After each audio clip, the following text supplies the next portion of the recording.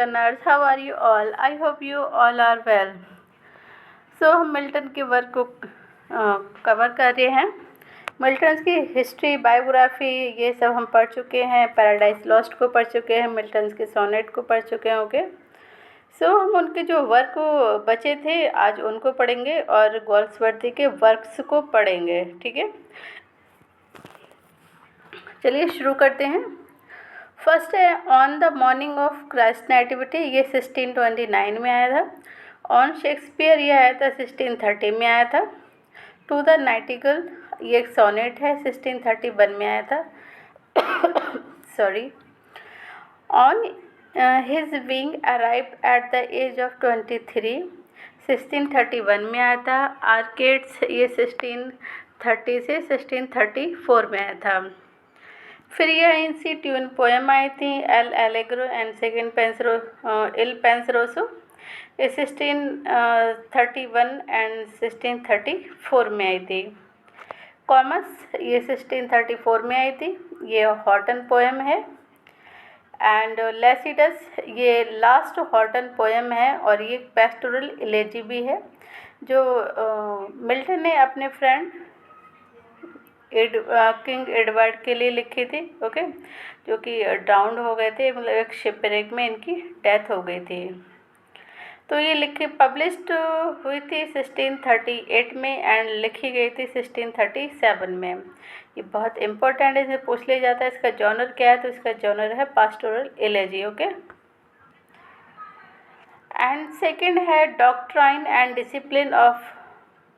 Discipline, The Judgment of Martin Bucer, Tertha Jordan and Celestarian, ये 1643 से 45 के बीच की हैं। ये ऑफ एजुकेशन एंड एरोपेजिटिका ये दोनों आई थी 1674 में। ये लास्ट एग्ज़ाम में ये पूछा भी था, इनकी डेट पूछी थी। ओके, तो आप इसको याद रखेंगे, दोनों की डेट सेम ही है, 1644। The tenure of king and magistrate iconoclast, इनकी भी डेट सेम ही है। ओके, आइकनोक्लास्ट की and the tenure of king and magistrate 1649, और 1649 में ही मिल्टन को सेक्रेटरी भी बना दिया जाता है और 1649 में ही किंग चार्ल्स फर्स्ट को एग्जीक्यूट करा दिया जाता है। ओके, तो ये इम्पोर्टेंट डेट है ये बहुत ज़्यादा, तो आप इसको भी याद रखेंगे। नेक्स्ट है डिफेनियो प्रो पापुलो, ये 1651 में आता है। फिर आता है डिफेंसियो सेकंडा, ये 1654 में आता है।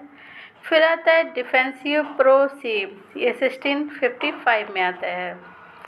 नेक्स्ट है the ready and easy way to establish a free commonwealth, ये 1660 में आता है।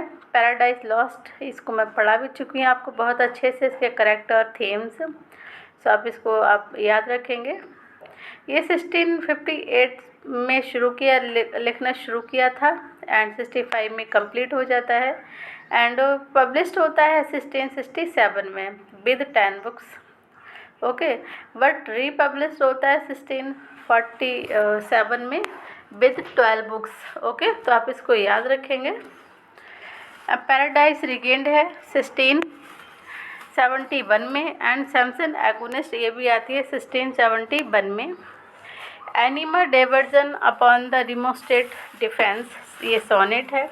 How soon hath time on his deceased wife, ये इसकी लाइन है और इम्पोर्टेंट भी ये पूछ लिया जाता है। To nightingale on reaching the age of 23, the massacre of Piedmont on his blindness. Okay, next work हैं गोल्सवर्दी के, जो कि बहुत इम्पोर्टेंट भी हैं, इसलिए इसमें पूछ भी लिए जाते हैं, इनकी डेट पूछ ली जाती है, मैचिंग करने के लिए आता है, तो आप इसको भी याद रखेंगे। सबसे पहले हम इनके प्ले देखते हैं। फर्स्ट प्ले है द सिल्वर बॉक्स। ओके, ये 1906 में आया था। जॉय 1907 में, स्ट्राइफ 1909 में एंड जस्टिस 1910 में आता है। द लिटिल ड्रीम 1911 में आता है। नेक्स्ट है द एल्डेस्ट सन 1912 में आता है, द पिजन 1912 में आता है, the fugitive 1930, the mob 1940, a bit of love 1950, the foundation 1917, the skin game 1920, the family man 1921, the first and the last 1921, the little man 1921, the hallmark 1921, defeat 1921, the sun 1921, punch and go 1921। ये हम play पढ़ रहे हैं। Okay, loyalty ये बहुत important है, इससे character भी पूछ लिए जाते हैं, इसकी थीम भी पूछ ली जाती है, आप इसको याद रखेंगे। ये है 1921 का windows 1922, the forest 1924, old English 1924, the show 1925, escape 1926, exile 1929, the roof 1929। Okay, next है पोइट्री। पोइट्री में है मूड्स, सॉन्ग एंड डॉगरल्स। ये कब आती है? 1912 में आती है। द वेल ऑफ पीस 1921 में आती है। वर्सेस ओल्ड एंड न्यू ये 1926 में, ये पोइट्री भी इन्होंने लिखी थी। ओके, इनकी नॉवेल्स और शॉर्ट स्टोरी और ऐसे देखते हैं। From the four wind 1897, Johnson John, इन्होंने शुरू के जो नॉवेल्स लिखे थे, इन्होंने अपना नेम नहीं देकर एक सिडोनम चूज़ किया था, जो था जॉनसन जॉन। ओके, तो पूछ लिया जाता है कौन कौन से प्ले में इनका जॉनसन जॉन सिडोनेम था।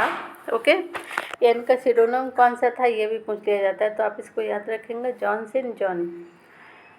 फर्स्ट नोवेल में था फ्रॉम द फोर विंड, 1897 में आया था। जॉसलिन 1898 में, ये भी इनका यही सिडोनेम से आया था, जॉनसन जॉन। विला रोबेन 1900 में आया था, जॉनसन जॉन के नेम से आया था। अ मैन ऑफ डेवन 1901 में आया था, ये भी सिडोनेम में चूज़ किया था।